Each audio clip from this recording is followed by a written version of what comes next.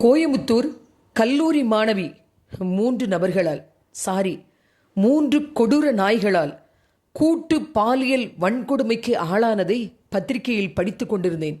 நெஞ்சம் ஒருமுறை நின்று பின் துடித்தது. நாம் வாழ்வது நாட்டிலா அல்லது கொடூர மிருகங்கள் இருக்கும் காட்டிலா என்று என்னை எண்ண வைத்தது. அப்பொழுது வேத காலத்தில் உள்ள ஒரு சம்பவம் எனக்கு ஞாபகத்தில் வந்தது. அந்த நாட்களில் மிகப்பெரிய செல்வ சீமானாக இருந்தவர் தான் யாக்கோப்பு. அவருடைய மகள்தான் இந்த தீனாள். அவருக்கு 12 ஆண் மகன்கள் இருக்க ஒரே ஒரு குலக்குழந்தாய் பிறந்தவள் தான் இந்த தீனாள். ஒரே ஒரு பெண் குழந்தை என்பதனால் இவளுக்கு அளவுக்கு அதிகமான செல்வமும் செல்லமும் கொடுத்து வளர்த்து வந்தார் இந்த யாக்கோப்பு. ஒரு நாள் இந்த தீனாளுக்கு தான் இருக்கும் அந்த தேசத்தை சுற்றி பார்க்க வேண்டும் என்று ஒரு ஆசை ஏற்பட்டது. எனவே தன்னந்தனியாக பெற்றோருடைய பாதுகாப்பு இல்லாமல் அந்த சுற்றுப்பயணத்தை அவள் மேற்கொண்டாள். அப்படி அவள் ஊரை சுற்றி பார்த்து கொண்டிருக்கும் பொழுது யதார்த்தமாக அந்த நாட்டு பிரபு சீகேம் என்பவன் அவளை பார்த்துவிட அவளுடைய அழகும் இளமையும் அவனை கவர காமபோதை தலையில் ஏற அவளுடைய அனுமதி இல்லாமல் அவளை தூக்கி கொண்டு போய் அவளிடம் தன் ஆசையை தீர்த்து அவளுடைய பெண்மையை சூறையாடுகிறான். இதை கேள்விப்பட்ட தீனாளினுடைய அப்பா யாக்கோப்பு ரொம்பவும் நொடிந்து போய்விடுகிறார். இந்த நிலையில தீனாளை தூக்கிட்டு போன அந்த பிரபுவுக்கு தீனாள் மேல காதல் வர அவட்ட அன்பொழுக பேசி அவளை மனைவியாக்கி கொள்ள ஆசைப்பட்டு தன்னுடைய தகப்பனாரிடத்துல போய் சொல்லி முறைப்படி சம்பந்தம் பேச யாக்கோப்புடைய வீட்டுக்கு வராங்க. இதற்கிடையில தீனாளுடைய சகோதரர்களுக்கு தன்னுடைய சகோதரி தீனாளினுடைய பெண்மை சூறையாடப்பட்ட காரியம் அப்பொழுதுதான் தெரிய வருது.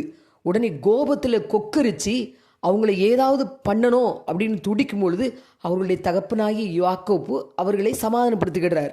ஆனால் தீனாளுடைய இந்த காரியம் அவங்களோட சகோதரர்களுக்கு பெரிய மனசில் வலியை கொடுக்க வஞ்சகத்தை மனசில் வச்சுக்கிட்டு சம்பந்தம் பேச வந்த சீகேம் மற்றும் அவனுடைய அப்பா கிட்ட எங்கள் குல விளக்கப்படி இந்த காரியத்தை செஞ்சால் எங்கள் சகோதரி தீனாளை உங்களுக்கு திருமணம் பண்ணித்தரோம் அப்படின்னு சொல்ல அவர்களும் சம்மதித்து அந்த காரியத்தை செய்யும் பொழுது தீனாளுடைய சகோதரர்கள் 2 பேர் அந்த ஊருக்குள்ளே போய் தீனாளை சூறையாடிய அந்த பிரபு சீகேமையும் அவனுடைய அப்பாவை மட்டும் இல்லை அந்த ஊரில் உள்ள மொத்த ஆண்களையும் வெட்டி கொண்டு போட்டுடுறாங்க. அந்த ஊரையே சூறையாடிடுறாங்க. அந்த கிராமமே இரத்த நதி பாயுது.